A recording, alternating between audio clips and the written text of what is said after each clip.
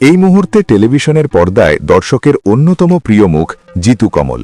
চিরদিনই তুমি যে আমার ধারাবাহিকের আর্য সিংহ রায় চরিত্রে তার জনপ্রিয়তা তুঙ্গে। পর্দায় সাফল্য এলেও ব্যক্তিগত জীবনে একটা অপূর্ণতা থেকেই গেছে অভিনেতার। 2019 সালে অভিনেত্রী নবনীতা দাসের সঙ্গে বিবাহ বন্ধনে আবদ্ধ হয়েছিলেন জিতু। তবে সেই সংসার বেশি দিন টেকেনি। আইনত বিচ্ছেদ হলেও সম্পর্কের সমীকরণটা অন্যরকম। নবনীতাকে কোনোভাবেই শত্রু ভাবতে নারাজ জিতু। এক সাক্ষাৎকারে অভিনেতা বলেন, একটা মানুষের সঙ্গে একসঙ্গে থাকা হয়নি বলেই তাকে শত্রু ভাবার কোনো মানে নেই।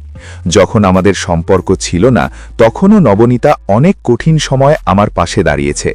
জিতুর মতে সম্পর্ক ভাঙলেও মানুষের প্রতি সম্মান আর কৃতজ্ঞতা হারিয়ে ফেলা উচিত নয়। তিনি সম্পর্ককে দেখেন জীবনের স্বাভাবিক পরিবর্তনের মতো। অফিস বদলের উদাহরণ টেনে জিতু বোঝান, জায়গা বদল মানেই পুরনো সম্পর্ক নষ্ট হয়ে যাওয়া নয়। ডিভোর্সের পরেও বন্ধুত্ব বজায় রাখার এই মানসিকতাই জিতু নবনীতার সম্পর্ককে আলাদা করে তোলে।